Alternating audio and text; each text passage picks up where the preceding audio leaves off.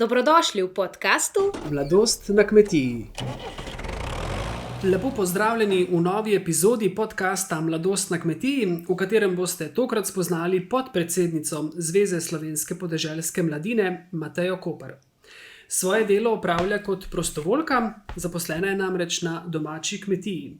Prihaja iz vasi Gabrje v sevniški občini. Mateja, lepo pozdravljena. Pozdravljeni. Pa si tudi ti enkrat prišla na vrsto, kaj ne? Ja, mislim, da je pa že čas.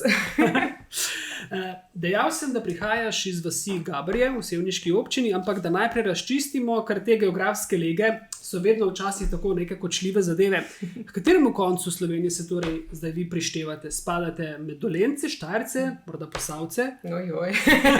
Se pravi, mi smo dolenska stran, sevniška občina. To se pravi desni breg reke Save in tle ni dvoma, Sava meji, nikakor nismo Štajerci, smo Dolenci, ampak po statistični regiji spadamo pa tudi v Posavje, tako da jaz se imam za Dolenko in Posavko. V redu, no. Torej te stvari smo zdaj razčistili, da vemo, kam uvrstiti. Kot sem že rekel, tvoje delo v zvezi je na prostovoljni bazi, ker si zaposlena na domači kmetiji. Pa če nam lahko za začetek malo orišeš vašo kmetijo, katere vse živali najdemo pri vas, ter kdo vse še dela in pomaga na vaši kmetiji. Torej, jaz imam tako bolj malo kmetijo, ampak se pa najde marsikaj na njej. Se pravi, imamo nekaj goveda, se pravi krave dojilje, ki se zunaj pasejo, pa malo teličkov zraven.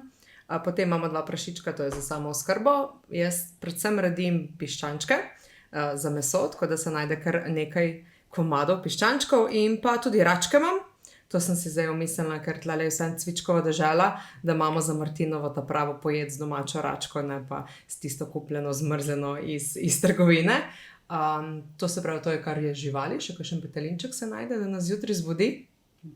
Drugače pa imamo nekaj travnikov, ob reki, merni, nekaj polj, na katerih gojim žito. Se pravi ječmen, tritikalo, tudi koruzo, to je predvsem glavnina obroka za moje piščančke. Imamo pa tudi nekaj gozda in pa vinograd. Kater Dolenc pa nima vinograda? Ja, in torej najbrž pridelujete cviček, ne? Ja, seveda. Cvičkove sorte. Seveda. O vsem tem, kar si naštela, bova še nekaj več povedala, tudi o tvoji viziji tvoje kmetije vnaprej. Pa če začneva, kako se je pravzaprav začela tvoja pot do sedanjega mesta podpredsednice zveze.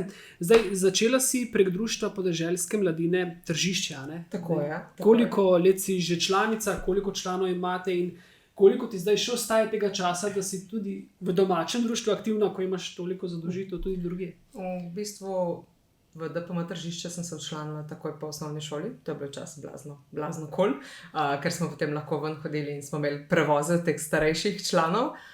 To se pravi s 15 leti, tako da sem v bistvu že 20 let članica.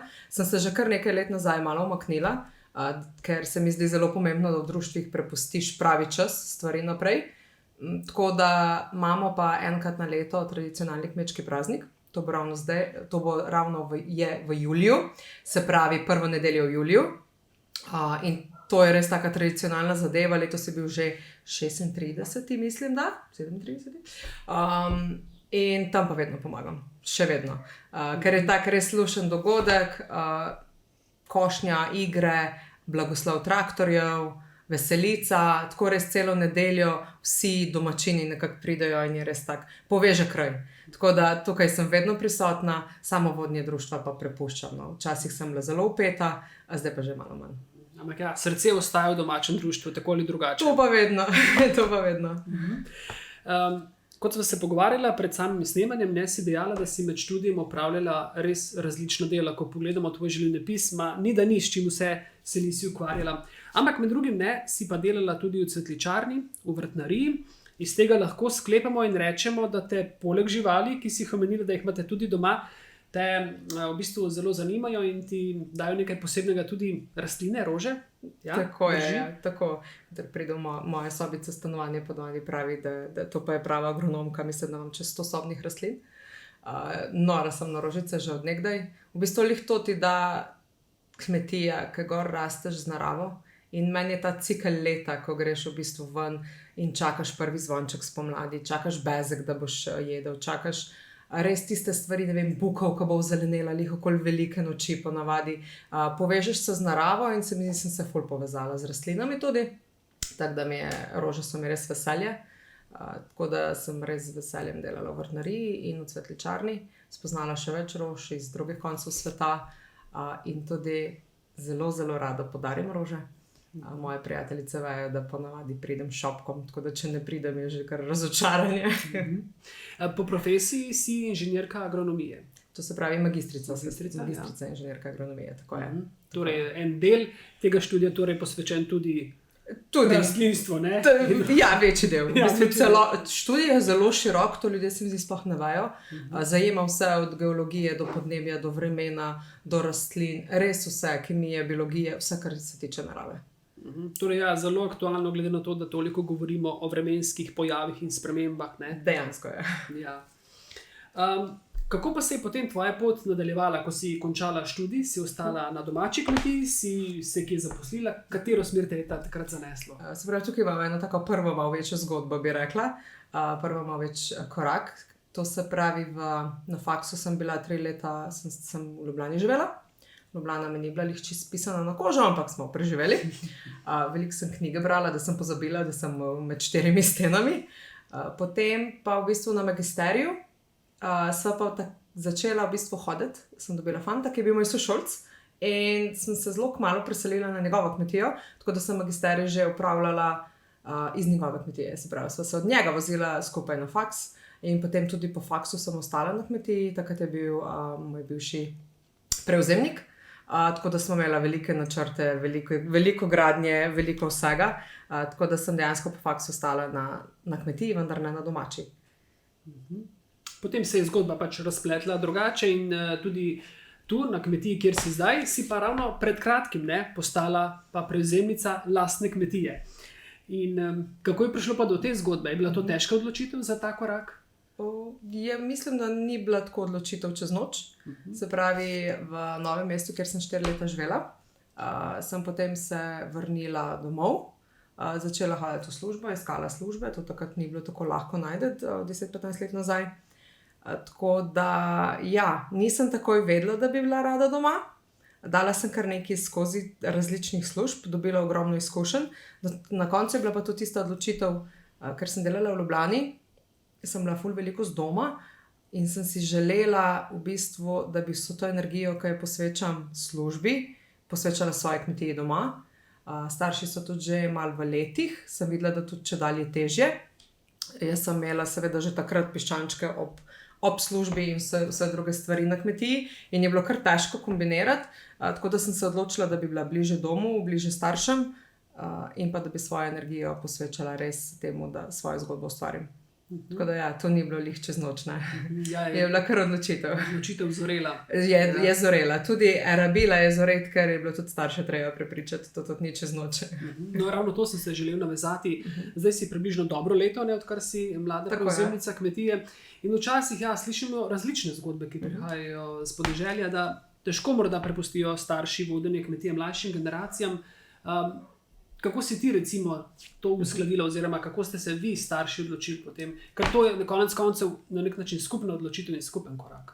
Tako je, ja, res je.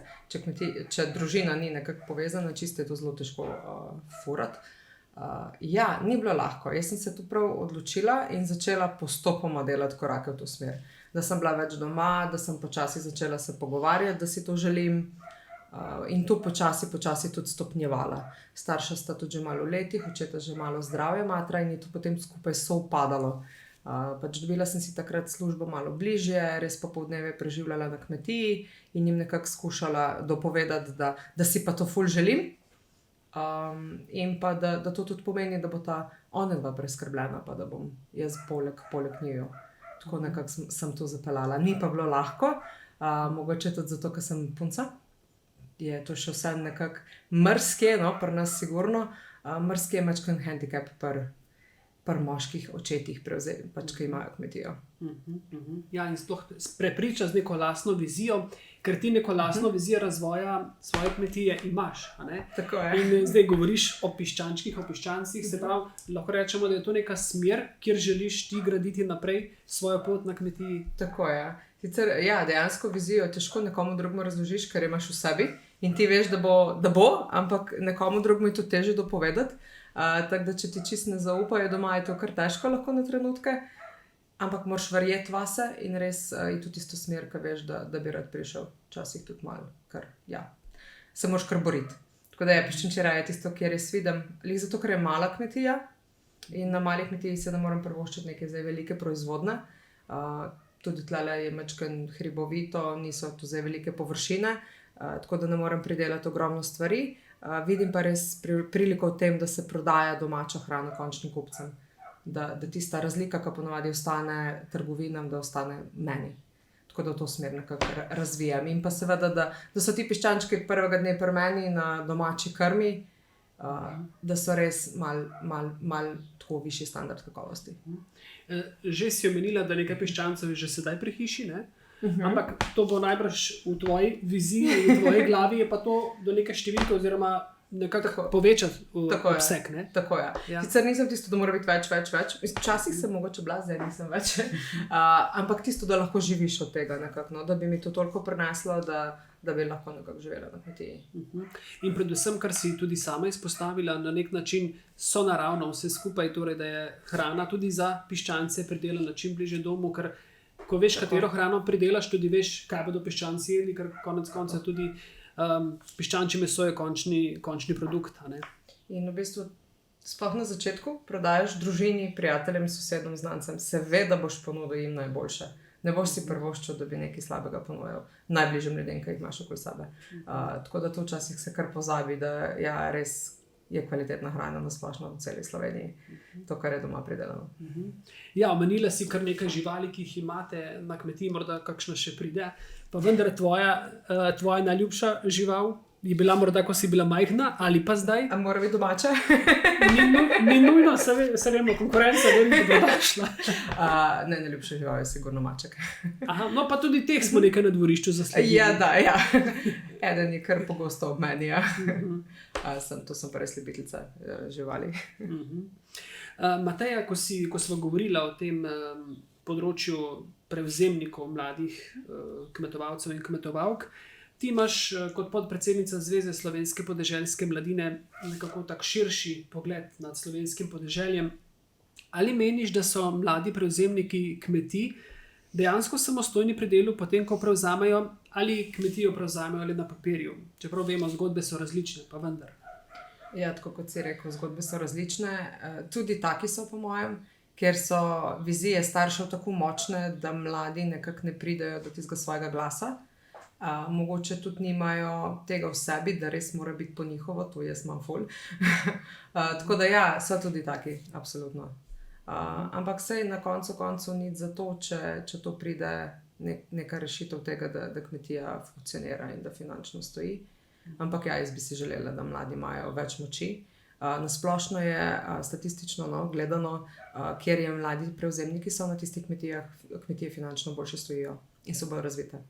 No, o financah bova še nekaj rekla, ampak morda kaj pa obratno, recimo, da nekdo prevzame kmetijo, celo starši v narekovajih forsirajo, da mladi prevzame, pa si ta niti tega ne želi. Ne? To pa je morda na nek način tudi taka situacija za mladega človeka, ne? Na nek način frustrirajoča na nek način. Ja, iztle se pa po mojem lahko razvijajo kakšne duševne stiske, ker početi nekaj, kar je že tako in tako težko in ni toliko financ, pa da nimaš še želje, je ful, res ne pravoščam nobenem.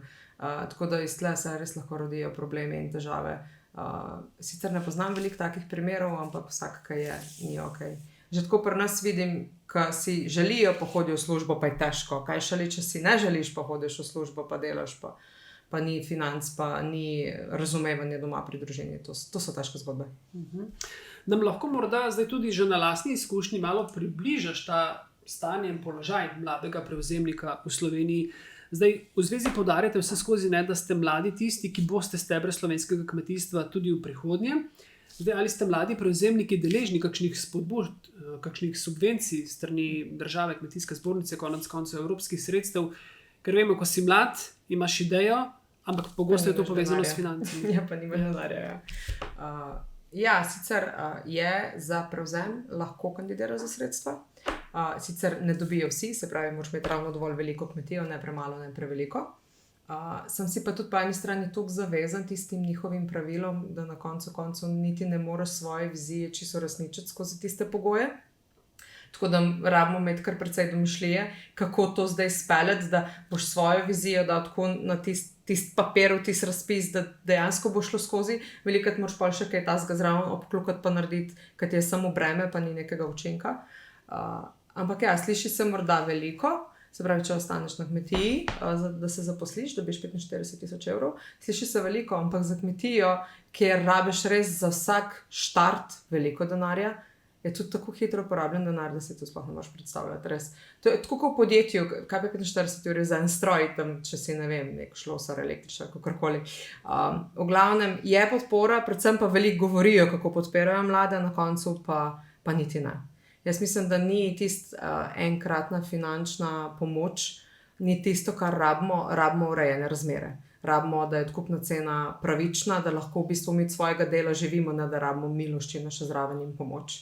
To je tisto, kar dolgoročno mislim, da bi mogli bolj gledati, da lahko kmetje s svojim delom preživimo in se tudi posledično počutimo dobro. Ker kako se pa počutiš, če delaš cele dneve, pa ti mora še nekdo dati, da preživiš. Mislim, tudi duševno ne gre skozi. Tako da predvsem to, želimo si, da bi lahko razvijali svoje kmetije skozi ideje, ki jih imamo, ne pa da bi bilo toliko nekih administrativnih ovir, pa predvsem se mi zdi, da velikokrat nespoštovanje strani nekoga, ki ne pozna kmetijstva. Sploh zadnja leta opažamo, da čedalje več ljudi se oglaša, kaj mislijo oni, da bi mogli, kako bi mogli mi kmetovati. V bistvu mi bolj vemo. Mi vemo, kako delati z živalmi, kako delati s poljem, ker živimo s tem in dihamo s tem vsak dan. In to bi se samo želeli, da čevlje sodi ne kupiti. Ja, še imamo pesniškega prediha. Tako je. Do katerega leta pa si pravzaprav mlad prevzemnik, da lahko prevzameš še kandidiraš? Do 40. Tako je. Posredno si se že v nekaterih odgovorih dotaknila tudi finančnega položaja, finančnega stanja.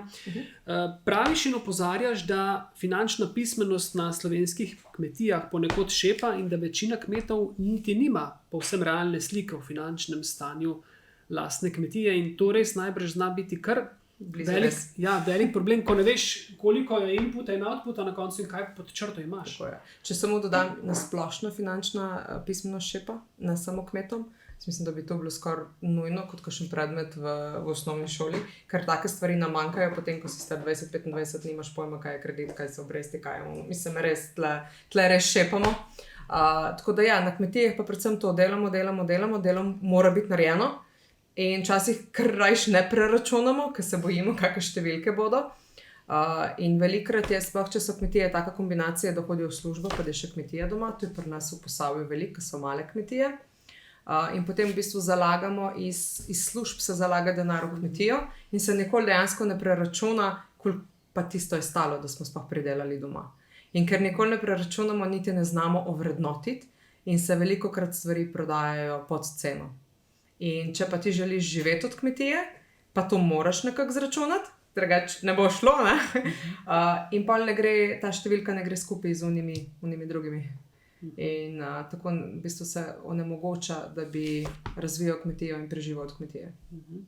Zdaj, glede na to, da si od malih nog vse skozi okužena, v narekovajih, zemljo, s kmetijo, s podeželjem, če govorimo o kmečkih opravilih, da te najbolj veseli vse, kar je povezano s traktorjem in stroji. Res je. Če se le dane na roke, sem da pota zraven. Ja, mislim, da to ljubezen mi je pa oče privzgojil. Bil je pač privatnik, imel je kamion, vozil je hlode in drva in tako, pač iz gozda. Tako da sem že z njemu, ko sem bila mala, velikokrat mu pomagala šraufati. Se pravi, pač 20-30 let nazaj, ko so bili še kamioni tami, to je pravi iz tovarne v Mariboru, smo to več šraufali, kot se je dejansko vozilo, tako da se mi zdi, da je bil ati polovica šofer, polovica mehanik. Tako da smo mu vedno potem pomagali, no? Se pravi, podmazati kamion, šraufati, gume mena, to se včasih vse doma delali. Tako da sem gor rasla s tem, da smo šraufali doma. Kar je dobro, če si na kmetiji znaš popraviti sam stvari. Ja, ker moraš znati. Ja. Tako je, ja. Tako da mislim, da to iz tle izhaja, no? Da rada sem na mehanizaciji na traktorju.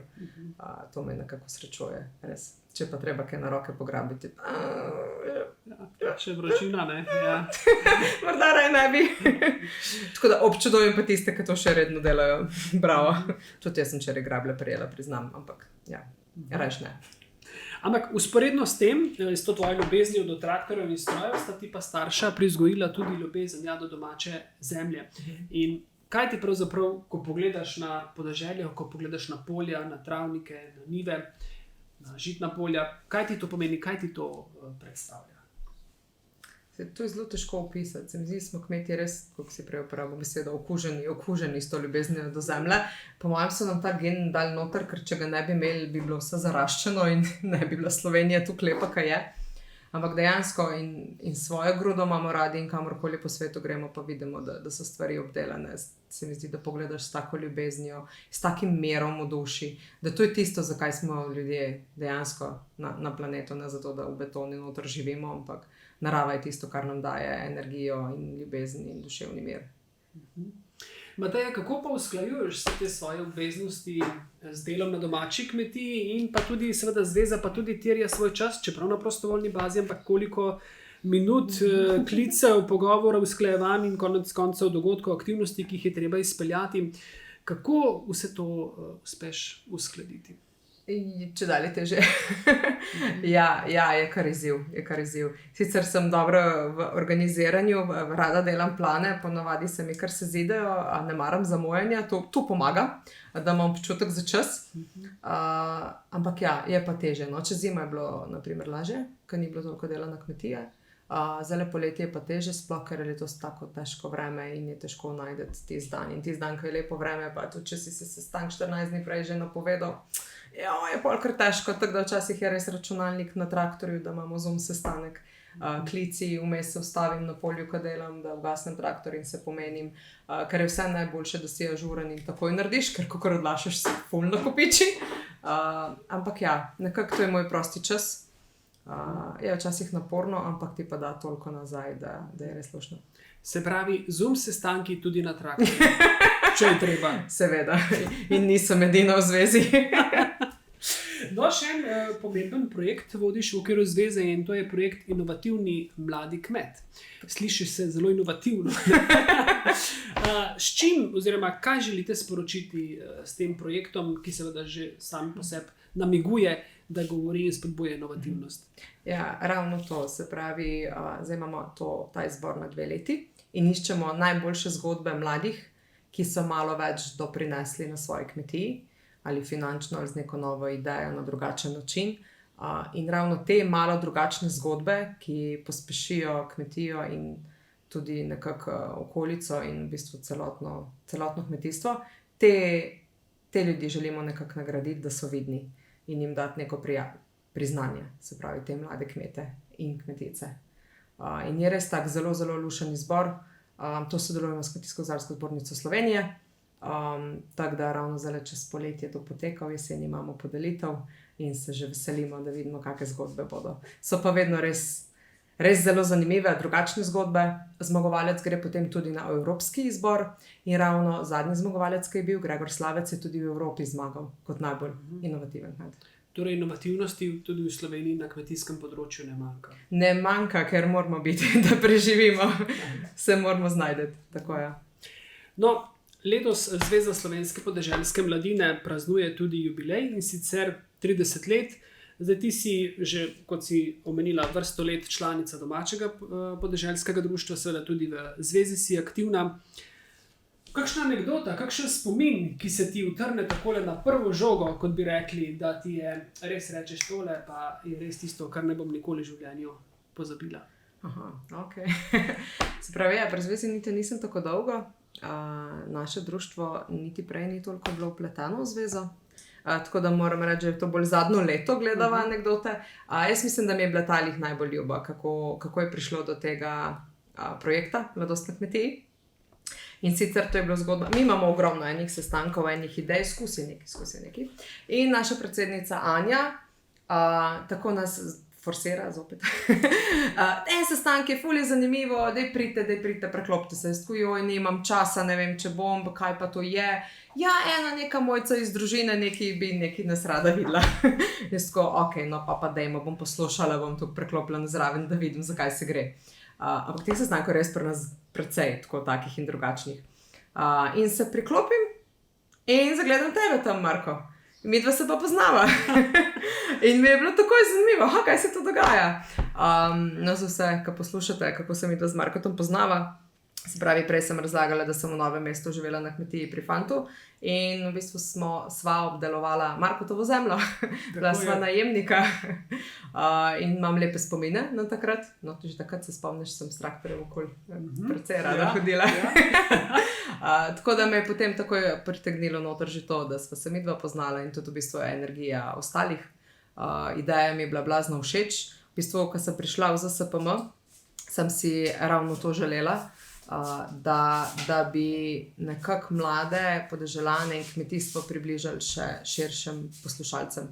Ker mi imamo dosti poslušalcev in gledalcev, bi rekla, v kmetijski stroki, nimamo pa jih širše od tega. In sem si želela, da bi videli, kdo smo mi, kako se trudimo za naše podeželje in za Slovenijo in za prehrano, za prehransko varnost in da bi res to spoštovanje nekako pridobili. Da spoznajo ljudje naše zgodbe, take osebne zgodbe, da nismo nič kaj strašnega, da smo res ljudje, ki obožujemo naravo. Ja, Slovenija je majhna in zato se hitro lahko poznamo, ampak ko si rekla, da smo imeli spletni sestanek, a si tudi takrat bila mogoče na traktorju? Ne, takrat pa nisem. Takrat sem se pa posvetila.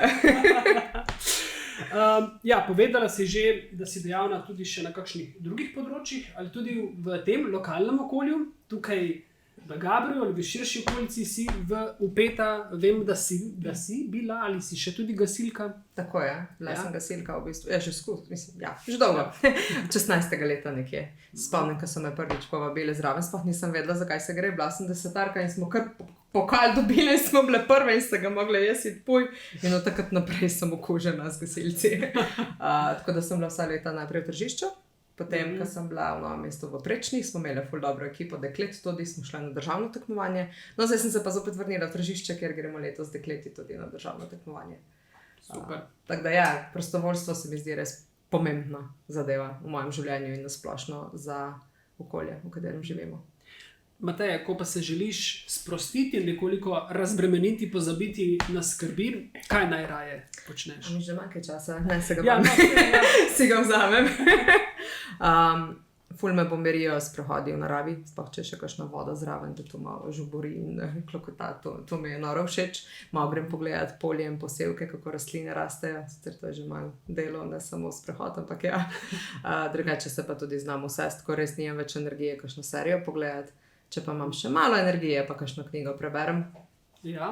Katero recimo? Kakšna recimo? taka s posebnim navdihom, da se ti je vtisnila v spomin? Ja, to je zdaj ena taka zgodba, ki je nedavno bila izpeljana, se pravi pred leti.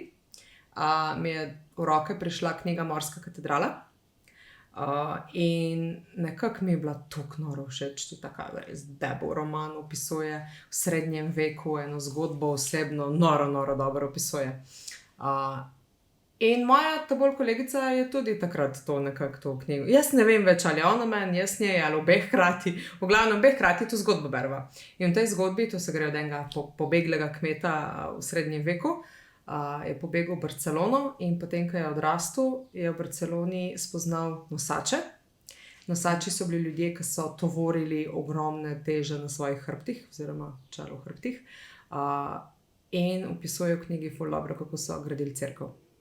Na proste dneve so ti nosači gradili cerkev v Barceloni in res opisuje, kakšen res fizičen napor je to bil, kako so se trudili in matrali. In to je bila edina cerkev v Barceloni, ki so jo sami sezidali brez pomoči v bistvu plemičev in bogatašev, ki jo je gradilo ljudstvo. In to nam je bilo ful všeč z mojico. In mi da to pogooglamo, pa to je res bilo, da cerkev obstaja v Barceloni. Se pravi, to je cerkev Santa Maria del Mar, Marija z morja. To ni ta glavna od Gaudija, ampak to je res ena cerkvica bliže obali. Ta una še ni dokončana. Una še ni dokončana, zato ker jo ne gradi ljudstvo samo. Ta pa je bila dokončana in so jo res ljudje na svojih plečih so kamne znosili, se pravi, ti nosači so nosili kamne iz kamnoloma nekaj kilometrov daleč na svojih hrbtih. In nama je bila obema ta zgodba tako všeč, tako sva doživljala to gradnjo in to ljubezen, koliko jim je to pomenilo, da sva rekla, enkrat bomo pa šli v Barcelono to cerkev pogledati. Ampak to je bilo tako nekaj 5 let nazaj, po mojem, pa je bila pa še korona vmes in tako. In potem je pa kolegica kupila karte za Eltona Johna v Barceloni. In potem, jaz grem s tabo, gremo zdaj to cerkev pogledati, ne? In smo si vzeli dopust in smo leto šli za 5 dni v Barcelono, da smo šli to cerkev pogledati, pa pogledati, koliko so ti kamni veliki, ki jih v knjigi opisuje. Tako da je bila res ful taka zanimiva izkušnja. Tako včasih, ko človek reče, tole pa moramo enkrat, je tudi fajn, da speleš do konca, ker je res nekaj posebnega. In da ta enkrat ni predaleč v prihodnosti. Ta ni po možnosti nikoli. Ta nikoli mi ni všeč, tako da to je bilo res, to je moje zadnje potovanje, letos bilo, ful je bilo lepo. Zdaj predvidevam, da niste šli s prijateljico ravno z motorjem. Torej, zakaj omenjam motor? Zato, ker vem, da se zelo rada pelješ z motorjem in imaš enega v lasti ali celo več? Ne. Bo eden dovolj. Eno Hondico imam 600 kubično. Za svojo 30-ko sem si hotela nekaj podariti in sem si podarila, da grem delati izpit za ta težek motor. In sem šla pri 30-ih potem delati izpit, nikoli prej na ta težkem motorju. Bila sem na šterki, se pravi 50 kubično, nič, ne, pri 16-ih oziroma, ko smo bili otroci. Pa vmes pa ne. Pa ne vem, kaj me je pičilo, da bi jaz imela ta težek motor, da bi naredila izpit, da si jaz pa prvoščem pa tudi nekaj zase. Tudi zame zelo neobičajno. Tako da sem naredila izpit, pa potem naslednje leto kupila motor in se opremo. Da se kdaj zapeljem. Se pravi, spet nekaj kropota, ne? Tudi to, stroj kropota. Tako, Torej imaš vozniški izpit za avto, motor, traktor, še kaj ima kakšen izbir? Ne, bi imela še kaj. Včasih sem si želela za kamion, ampak ker si imela ravno izkušnjo, ne tudi morda od doma, prevoz hloda in tako naprej. Tako je, ampak zaenkrat je to kar drago in časovno, ampak bomo videli. Je pa hudič, ker lepi dnevi, jih je toliko malo in potem ne veš, ali bi šel na motor, ali bi doma na kmetiji kaj naredil, pa itak se pa odločiš, da boš na kmetiji delal, tako da je zmeraj premalo časa. Čas je pa res, kar naš gospodar postaja, ne glede na to, s čim se ukvarjaš. Res je. Mateja, počasi zaključujeva ta pogovor, zato te prosim, če čisto za konec dopolniš 2 ali 3 stavke, ki ti jih bom dal in jih zastavimo nekako vsem, ki sodelujete v podcastu Mladost na kmetiji. In sicer, če bi te prijateljica Mojca, če te vpraša, biti kmet ali biti kmetica je lepo, ker si povezan z naravo. Mladost na kmetiji pa je zanimiva, saj imaš ogromno prilik, kaj vse se lahko naučiš, pa kakšno špičiš. Ko bom velika, bom? Kmetica, to so pa že zdaj. Sanje so postale resničnost. Res je. Mateja, na tej točki se ti res iskreno in lepo zahvaljujem za ta prijeten pogovor. In nekoliko bolj jasno smo osvetlili, upam, da tudi položaj mladega kmeta pri nas. In želim ti, da svojo vizijo uresničiš in morda kmalu spet na snidenje. Hvala vam za to priložnost. Hvala tebi, Marko. Hvala poslušalkam in poslušalcem, ker ste bili z nami. Ostanite povezani z nami in se že veselimo vaše družbe v novem podcastu.